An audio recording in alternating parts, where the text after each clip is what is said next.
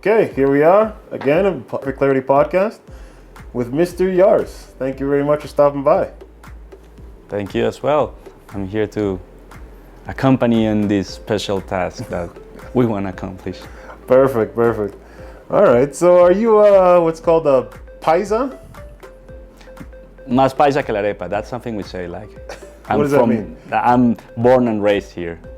All right. So tell us, what's the best part about living in this city of beautiful Medellin? Between the weather, which changes a lot, the great women we have here. Really? Yeah, that's one of the most important things globally. Like people come here for that. And the nice people here. Okay, whatever you do here, you're always comfortable. Like people are nice to you. And also raising in the mountains. Nice. Okay. So where did you learn to speak English? Because a lot of people here, they don't actually speak English. So. The truth is, I learned playing video games. Like Really? when I was young, I used to play a lot of video games, and you need to learn English in order to finish them, to pass them. So, All right. So how's the school life? Where'd you go to school?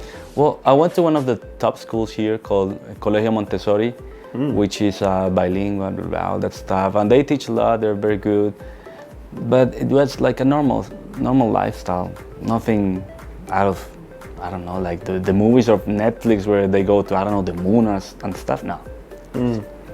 All right. So when you're in school, did you play any sports? I mean, football, soccer, or soccer they call it in Canada or North America, but they call it football here. Yeah. It's very popular. Did you ever get into that? Did you like that? Nah, I'm not into that type of sports. I'm more into engine sports, racing sports, Going fast. going fast. I see. I am speed. Nice. So where'd you go from there? After high school, like, where did you end up? Did you end up your first job? No, after high school, I went to college, university. It's called Escuela de Ingeniería Antioquia, EIA. And it was fun because when I did my psychological test to know what are you supposed to study, what are you good at, I had mechanical engineering. And the last day that I was allowed to open a career in Escuela de Ingeniería, I changed for administrative engineering. And people are like, why did you change so harshly? And like, dude, it's simple. I love motorcycles. I see the guys that work at the stockbrokers riding motorcycles, and they studied this, so that's the road. That's why I choose my career. Okay. So you chose your career in stockbroking? Is that what it was? Well, my career is all about financial transactions, talking. Yeah, it's just a financial career, but it's the basis to go and work at a stockbroker. Okay. So it's just a step. It's not that you study specifically stockbroker's career. No? I see. So how did you transition into the gold business? Because you're kind of well known for being kind of a gold guy. Yeah, so the thing is that when I worked at the stockbroker exchange, a client came in and they wanted to open an account. They were an investment fund from London and a gold company. And the thing is that gold companies here are very complicated to open accounts, to have the way to work here for them, it's very difficult. But I did my best to try and open an account for them at the stockbroker. We couldn't do it, but the guys felt that I was very friendly, that I helped them a lot, so we became friends. Time goes by, I quit the stockbroker, and then they called me over like, hey, why don't you work with us? You're a very nice person, when you speak languages, why not work with us? I started as an administrative assistant, and I don't know, 2 months later, I was the administrative manager. And like, why? Because this guy is always pushing, he's always making stuff happen, he's always up front of things. Like if they ask me like, hey, go and get me, I don't know, breakfast. I'm the type of guy that you ask for breakfast and hey, we have this different type of breakfast. I could get you fruit, I could get this, I can go to this one, or maybe if you want another one. So they liked it. So you basically started working like from the ground up, essentially, right? Yeah. Right. I didn't specifically start in gold from the ground. That I just started as an administrative assistant. That means anything. But they saw I was so good and so reliable that they said, okay, we're gonna we're gonna put you through something. We want you to manage one of our mines, actually two, because one is next to the other. So Whereabouts are those? those mines are in a department called Caldas, close to Manizales, Okay. and Yeah. they're like, hey, I know that there's a place. company that manages them. The company is called Falcon, and they were digging up the mines to get gold to export to themselves, to the investment fund. Again, time goes by, things happen. We start creating new deals, new businesses, and we start creating companies that are more specific to gold commercialization. A company was created called Osprey Metals, which is a free zone in Rio Negro, which is now a very important company, and it was created to harness all the gold possible to be exported to the investment fund, which in the end sold to the financial market, to the LBMA. I see. So my boss became very good friends with me because I helped in everything I could. The first manager of Osprey Metals was a very close friend of mine called Luca Andreoli. He was the nicest guy you can think of. Like, he's an Italian, he's friendly, he laughs hard, blah, blah, blah, he makes jokes.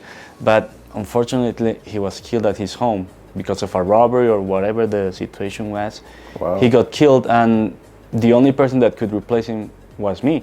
So they called me like, hey, why don't you come over? We need you to work at Osprey Metals. We need you to be not the manager. We're gonna split that job into 3 different things so that you can focus on what you're good at. You're good at commercializing. You're good at commercial stuff. Let the managing to another guy and let the logistics to another guy. So each one of us focused on what we do. So you didn't feel like that might be a dangerous thing? I mean, like you're stepping in for a guy that got killed at his home, and I hear the gold business can be pretty rough around here. I mean, ultimately, as much as you have gold, there's a lot of people thinking about taking it from you, no? Yeah, the thing is that when you make things clear that you're not the guy that has gold in his house, that you're not the owner of the company, that you're not the rich guy, you're just a guy working for a company. That's when people start saying like, oh, there's no danger in that. You're just the salesman from a company. Okay. So there's no danger in that. It's not, and that the thing is that my position needed me to contact a lot of people and a lot of important people. And the background that I worked at a stockbroker helped me out because, like, hey, they did bring somebody with studies. It's nobody that they, I don't know, taken out from the hat. It's something that, hey, let's listen to this kid because, yeah, I look young. Okay. And I sit with the presidents of some of the biggest gold companies here, and they're like, hey, this guy is nice, this guy is intelligent, this guy knows about the business, and he's focused. He wants to get a deal done. He doesn't want to make friends. He wants to get deals done. So one thing led to the other, and I became very known in the business, in the industry. All right. So how long you been at this now? It's been quite a bit of time. Gold, I would say from 2017 when I started at 2018 when I started at Falcon up till today, where I have jumped from positions in the investment fund, and right now I'm a freelance for them that works to bring providers to the refinery. So the investment fund has a refinery, and I'm bringing providers to them. All right. So in these last few years that you've been working with gold, and like I said, I've heard a lot of stories about this being pretty dangerous. Have you ever had any of these run-ins with these paramilitary guys or these rebel type guys? Yeah, I've had to sit with a lot of dangerous people, bad people, and there's one situation where you could say I got kidnapped, but I actually delivered myself, so it's not a kidnapping, it's a exactly. So me you napping. get on the plane voluntarily, it's not I voluntarily kidnapping. went, and they brought me over to this place, and they're like, look, we need to talk to you. Well, the story is they picked me up in the middle of a mall, and they tell me, hey, you have to go to this place. I'm like, why would I have to go to that place? I'm like, look, sir, we just needed to go to that place. They weren't rude at all. Like, they weren't like, hey, you have to do. Or Were they armed? Yeah, they were armed, but you know, the guns normal, because it's normal in Medellin for people to have guns. So then you have to go to this place. I'm like, okay, why do you have to? We just need you to go to this place. Okay, I went to that place and I'm like, dude, why the fuck did I do that? I'm getting kidnapped and I delivered myself. I'm like, damn, what am I gonna do? So you voluntarily went with them to the Yeah, I airport? voluntarily went to them, and I'm like, Okay. oh fuck. Then they take me to this place. It's like 3 hours away from where we arrived, and I'm always crying like, damn, Wow. why am I so dumb? Why did I deliver myself to these guys? They're gonna chop me up, or they're gonna ask for a ransom, and nobody's gonna pay for me. And like, well, okay, I'm road tripping with them, and I'm like, How you know long was what? the road trip for? Yeah, and like, you know what? Fuck this, I'm dead. So, what do you want to do? I arrived to the place and they hooked me up with the commander, and I'm like, hey, pleased to meet you, but are you gonna kill me or not? Because I don't want to know. And he's like, no, don't worry. We know about you. You're a very important person. We just need to find out something. I'm like, okay, what do you need to find out? Okay, so there's this guy. I'm not giving names because I don't want to get shot at. And do you know this guy? Yeah, I know him. He works with you, kind of. We need to settle this. We gave him this money, and this happened. I'm like, what happened? He says you're not paying him. We're not paying. No, we're super respectful with money. We don't do dangerous stuff. We don't hoard money and not pay. We're a company. We're real. So we start looking at the information they give me and the information from the company, blah, blah, blah, and we had everything settled. We were okay. We paid. Nothing out of legal stuff. So they're like, oh, thank you very much. Now we have to go at that guy. I'm like, can I go back home? And yeah, no, sure, you can go back home. Whenever you come here, don't worry, you can call us. I'm like, yeah, I'll call. Nice. Nice. So you made it back home in one piece then, obviously. Yeah. So were those guys gold miners, I guess? No. They were totally paramilitaries. Whole paramilitary. The thing is yeah. that the way that the grupos al margen de la ley work here is that they own land. So if you're making gold on land that is owned by them, you have to pay them royalties. Another thing they do is that they give money to people to work. So like, hey, get this 1,000 million pesos, work it, and you have to pay me interest or whatever. And the guy wasn't paying back the money, so I see. they had to find out what was the issue there. Did you ever find out whatever happened to that guy? Nope. Nope. Okay. All right. Well, that's a pretty crazy story, and I'm happy that you made it out alive. So, are you like, how do you say, one of these gold bugs like Peter Schiff, who just kind of always about gold and is not open to any other investment vehicles? No, or? no. I'm actually, since I'm commercial, I'm open to any business. My basis is gold because I work for an investment fund, but I do all sorts of deals. I sell cars. Well, some of the high-end cars sold at Medellin were a deal that I made. Like, hey, I know the client and you want to sell it, blah, blah, blah. So very nice cars arrived here. And also I have my own company, which is a crypto exchange. Not like not like the exchange you see in the internet. It's more like a real asset exchange, like a money exchange. Okay. But we deal with crypto, so. All right. Well, see, you're known for a lot of things around here, and this I'd say that the next thing that Mr. Yarce is known for is his racing. I mean, we know that you like to go fast, right? I do. All That's. And so you I wouldn't say like my traveling to life. like the various places and racing and whatnot. No. Yeah. You could say that it's like my lifestyle, my life sensation. That the thing that I want to do for a living. I love racing. I love going fast. Motorcycles, cars. If I could, planes. So Planes as well? Yeah, if I could, okay. I would race in planes. So this comes from school. When I was in school and I had the chance to drive a car, I always tried to drive as fast as I could, and going up Las Palmas, down Las Palmas. Oh yeah, I know. I've been in a car with you once or twice. So. And also I love motorcycles. So I've had many motorcycles along the ages, and each one is faster than the previous one. So I had a Yamaha FC600, which is a common bike. Then I had an R6. Then I had an R1. Then an R1M. Wow. And the last one I had was an Aprilia, an RS4RR. So they're all super high-end bikes that I like going fast. I love it so much that I went to Australia and raced there at Phillip Island.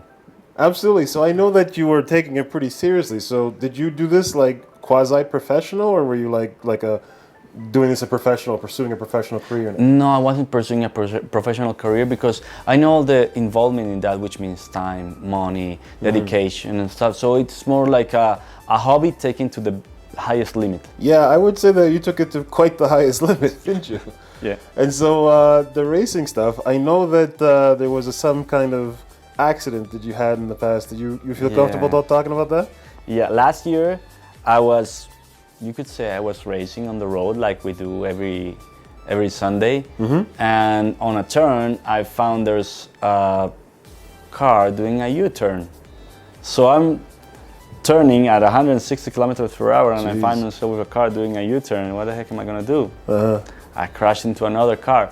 I broke my leg, I broke my arm, I broke my face. Jeez. Yeah, I ended up with my, with my teeth inwards. That's how bad I crashed.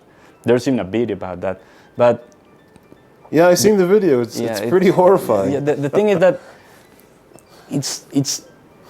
it's what I liked, racing and stuff, and I know it's dangerous, so I turned down a little bit. So I only race on special places like racetracks and stuff. Okay. But everybody tells me like, no, motorcycles are very dangerous. The danger was not the motorcycle. The danger was the motherfucker that did a U-turn on the turn. Like, why'd you do that? So eventually I will get back to riding motorcycles and stuff. But if I do, I'm not gonna buy a race bike for the streets. I'm gonna get like a naked bike, something like I can still enjoy, but not race in the streets. If I'm gonna race, I'm gonna race at the racetrack. Okay, so that bike was completely written off. It was completely destroyed. Oh, okay. The bike crashed at 160 into a car. You can imagine nothing ended out of that. Right. Well, you made it out of that, so I'm thinking, is it possible for the bike to make it out as well?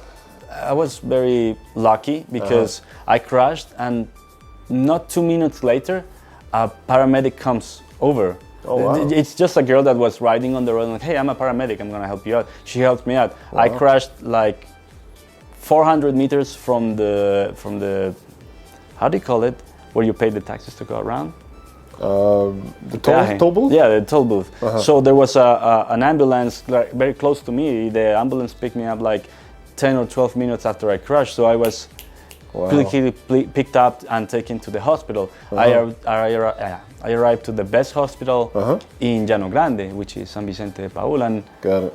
I get to emergency, they pick me up, they fix me very quickly. In fact, they fixed me so quickly that they're like, okay, his leg looks like an accordion, let's fix it. Okay, that done. His face, he's gonna die. No. Let him be, he's gonna die. He hit his head so hard that there's nothing we can do. So just leave him alone. Oh, jeez. That's what happened. They took me into the UCI and they're like, no, there's nothing you can do with this guy. Just let him live. Wow. So how's your recovery? How long's it been now that you've been recovering? Have you made a full recovery? Yeah, I think I've got a full recovery with a little exemptions. Like for example, I can't run as fast as I could before and stuff. But my recovery was actually very quick. I crashed the 3rd of July last year. They did operations throughout the next 2 weeks, the face, the leg, and the arm. The day they finished the last operation, they kicked me out of the hospital, go back home. Wow. And a month and a few days afterwards, like on August, I was walking. Okay. So that's pretty quick. Yeah. Nice. All right, so how has this affected your ability to work in the meantime? You're still working, obviously, right? Yeah, but I wouldn't say that it drew me back or something. Like, actually, it's when you're doing commercial stuff, you need things to tell when you meet somebody. So it's fine, like, hey, nice to meet you. I'm the guy that crashed, and you know what? I have a story about it because I got a metal all over my arm and metal all in my leg. Okay. So actually, it's a good thing that I have a story to tell when I meet somebody new. I see. That I didn't die, so. I didn't die. Very important. Absolutely. So. Well, maybe I died that, and then didn't die. All right. So how much pieces of metal do you got in your body right now? Can you make it through those airport sensors without taking it off? Yeah, because it's all titanium. It doesn't ring. Oh, okay. Plus, I got a card that says that, hey, if it rings, I got titanium. I got titanium. So I got a titanium bar inside my leg, inside the bone. Wow. It's like in the bone marrow. I got 8 screws here. You can actually kind of see one here. I got 3 screws in my ankle. Wow. Then I've got like a sheet here that goes next to the bone, and I've got like 7 screws. And then I have small detachments here that go all the way around my face, and each one has 4 screws. Wow. So I have like 28 screws in my face. So I guess like vibration might not be so good for you. That's an issue. I mean, I don't feel anything, but the other day somebody pulled one of those massage guns that goes bumping into you. I'm like, hey, I want to try. And I don't know if the frequency was exactly what. Something happened, and I felt like I had electricity going around my face. Like, no, cut it out. Something happened. Wow. All right. Well, so it's good to see that you're not necessarily working in that, or you're doing that full time anymore. Do you think that you're gonna ever get back to that, like really hardcore racing like you used to, or no? Yeah, that's my life sense. I mean, that's you. Yeah. You can see yourself back on a eventually race. Again, we got a racetrack in Medellin, a new one, and it's gonna be open for people to go and race there. So I'm gonna get a bike and race there, but race at the racetrack.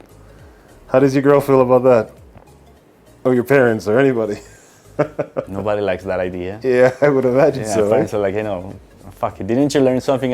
Yeah, I learned that if you crash at 160, it hits hard. Yes, I guess so.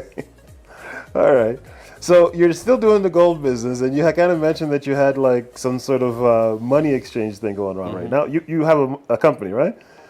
Yeah, and I also have a clothing brand. You see here what I'm wearing? It's my clothing brand. It's called Billionaire Store.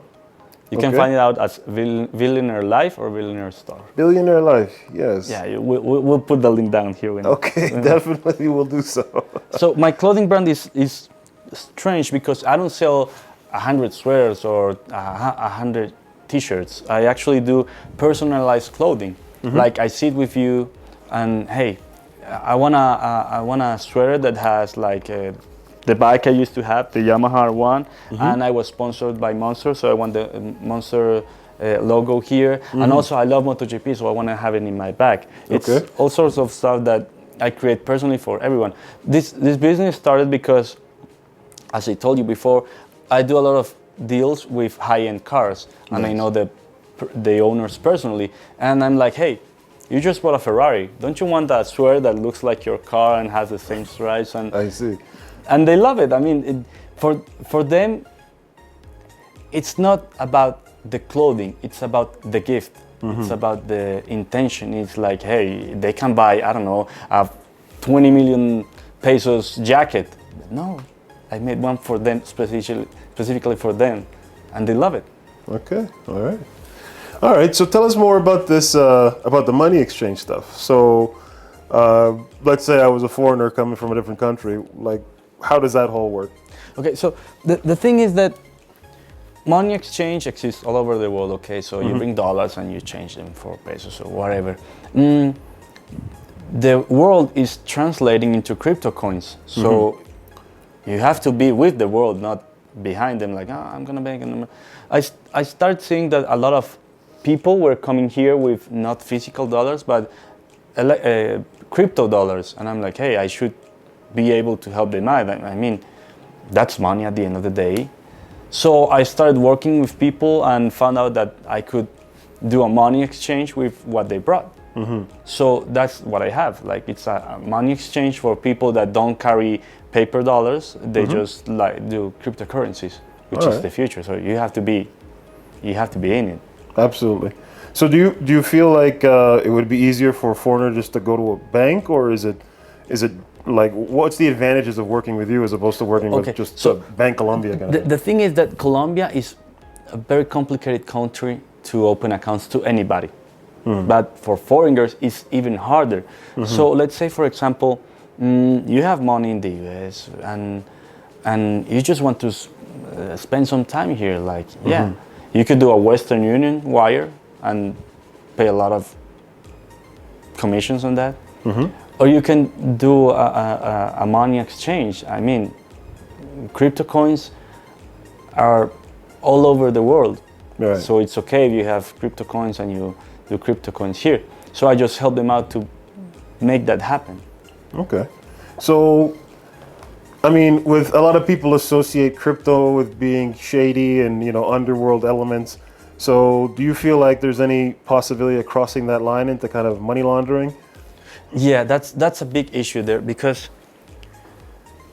the money laundering thing requires that you understand where the funds come from. Okay, so there's something called sarlaft, where you study the person and you, hey, where did the funds come from, blah, blah, blah, and that's something you do. For example, if you go to a money exchange and you're exchanging $500, they only tell like, hey, where did the money come from? My pocket. Okay, done. Okay. That's okay for small amounts. But what happens if you get like big amounts, like 200,000, 500,000? Like, dude, if you're having a lot of money, you better tell me where that money is coming from, because I don't want issues with anybody about that. Okay. All right. So aside from the money business that you got going on, you actually are still active in the gold industry, correct? All right. And you got the Billionaire Life clothing brand. Is there another one, or is it just that one? No, just this one. I mean, this is the only one I can call mine, because I work with other brands, for example, Vivora, but that's a friend's brand that I like. I use it myself sometimes, and I help him to go to stores and sell them. All right. But the brand is his. This is the only brand I can call mine. All right. All right. It's a nice brand. I like it. And so how would you say your business is right now with regards to the brand, with regards to the gold? Like what's doing the best right now? Okay, I would say that what's doing the best right now, it's the money exchange, because it's something going around the world. It's something that's happening a lot. Because, for example, gold industry, it's being, let's say, attacked, but it's very hard right now because of the country's conditions. I don't want to go into politics, but a lot of things that happen with our actual president is making everything harder. I see. So if I was a Canadian guy or a US guy coming down from the United States for a weekend or for a month or for whatever, how would I get in touch with you, and how would I be able to kind of, if I was looking for some gold, if I was looking for some money exchange, how would I go ahead and reach out to you? So each business has its own road to get to. Okay, so tell me about the gold. Like say if I wanted to come down here, buy gold, obviously, because this is a place where you know you can get some good deals. So the gold business is a very formal company. It's an investment fund, blah, blah, blah. So you can look for us in the internet. You can look at our refineries or the investment fund. The companies here in Colombia, Osprey Metals. What's the name of the company? One of the companies here is called Osprey Metals, okay, which is the one I was known for the most. Right now we're working for GMI, Global Metals Industry, which is our refinery. Okay. And you can find that by doing commercial linking through mails and stuff like that. Okay. Also, if you go to the goal here it's a very close business. So you start talking to people and you end up with the same guys. So if you go to, for example, one of the main places of gold here is called Puerto Seco. If you go to Puerto Seco and start knocking on doors, you eventually get to me. Okay, so again, we could help people cut that chasing their tail out by just coming directly to you, correct? You could say that. All right. So what's the export taxes looking like when I want to say take some of the gold out of this country? Because Colombia is like in the top 20 of gold producers, right? Yeah, but the thing is that it's very complicated to take gold from here. Oh, really? Like if a foreigner comes and he's like, hey, I want to buy gold, I'm like, good for you. You have quite an adventure in front of you. It's a complicated thing to do. That's why we sell to foreigners. So, okay, if you're in Miami, I'll sell to you at Miami. Don't worry about that, because taking it out of the country. So your company actually takes care of the export and the export taxes and whatnot. I see. So let's say I'm living in Chicago and I come down here and I say, hey, wow, I want some of these gold, like a little bit of emeralds. You would organize a shipment to Chicago?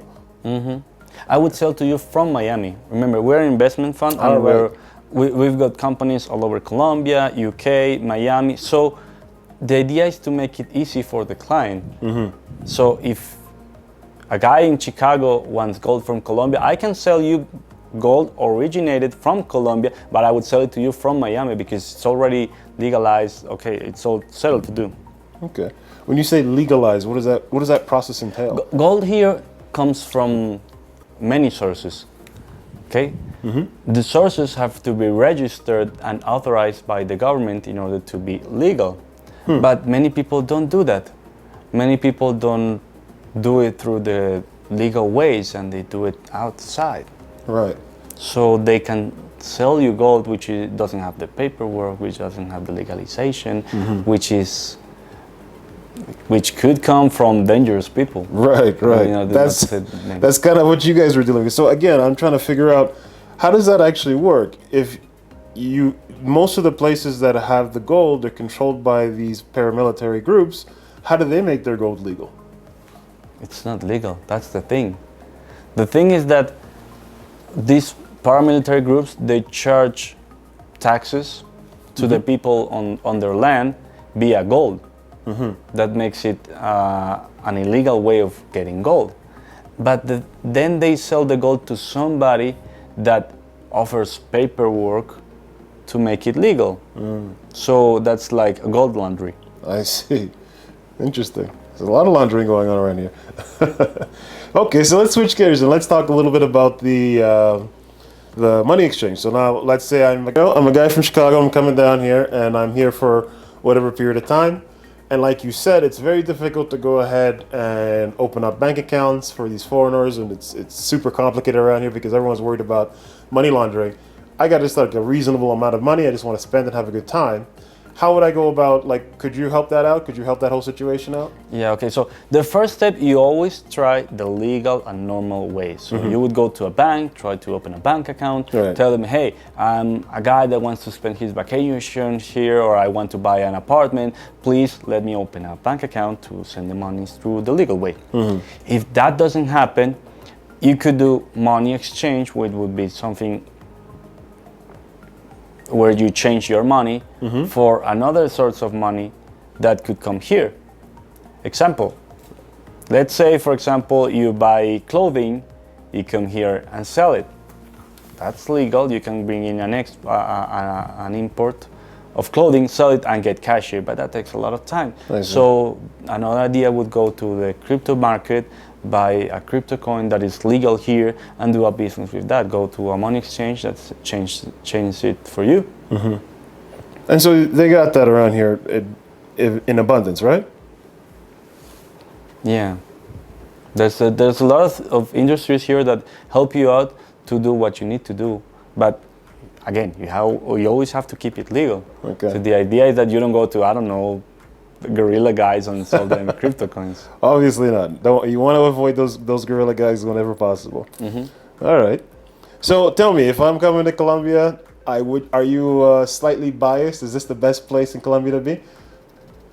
Medellin is the top end of Colombia. I mean, I'm gonna get screwed about that because we love Medellin, right? And if we could, we would separate from Colombia. Antioquia Federal.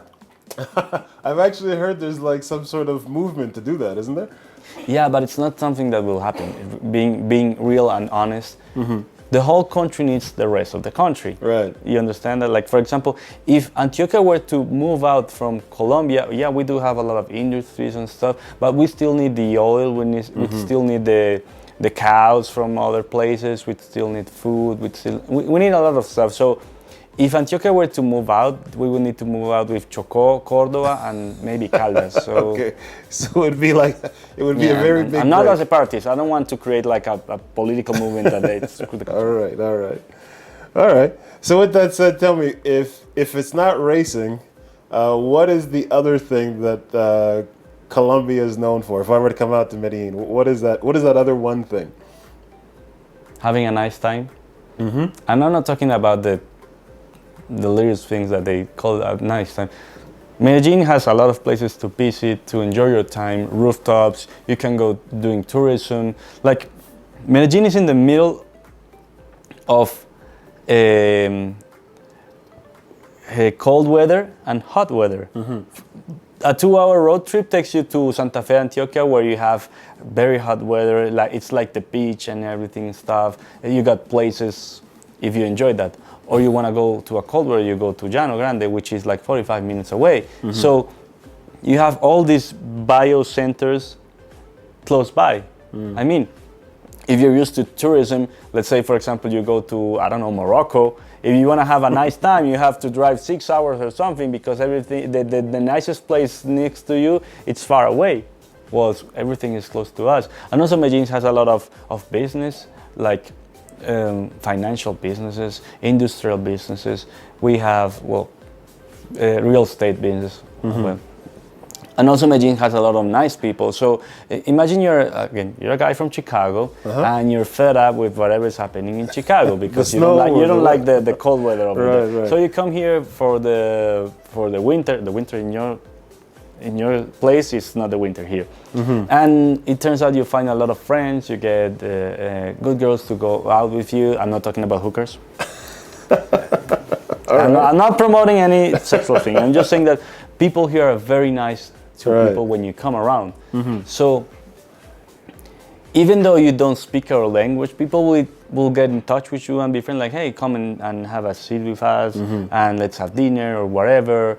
And people are friendly. And even if you want to make a deal here, like people are open to making deals, but it has to be profitable. Okay. Well, I think you did a pretty good job of advertising your city. You should probably become the next business you should open is a tourism business. Tourism retailer. All right then. Well, I guess that brings us to the end of our little talk. Thank you very much, Mr. Yarce, for stopping by. If somebody wanted to reach out to you, how would they best do that? You can do it on my Instagram, Yarce6 it's actually at Yarce6. Okay. That's my Instagram. We'll leave the link for it. Yeah. We'll do the link for it. You can find me over the Billionaire store. You can find me on the gold industry through the web pages of the companies. That's the easiest ways. Or the other ones are just call people. Okay. Call people in Colombia, and I will eventually know somebody. Okay. Like that's how small and big is Medellin. I get to know people simply because they look, hey, there's a guy called Yarce. Okay. All right, Mr. Yarce. Thanks again for stopping by. You're welcome. All right. Take care. Ciao, ciao.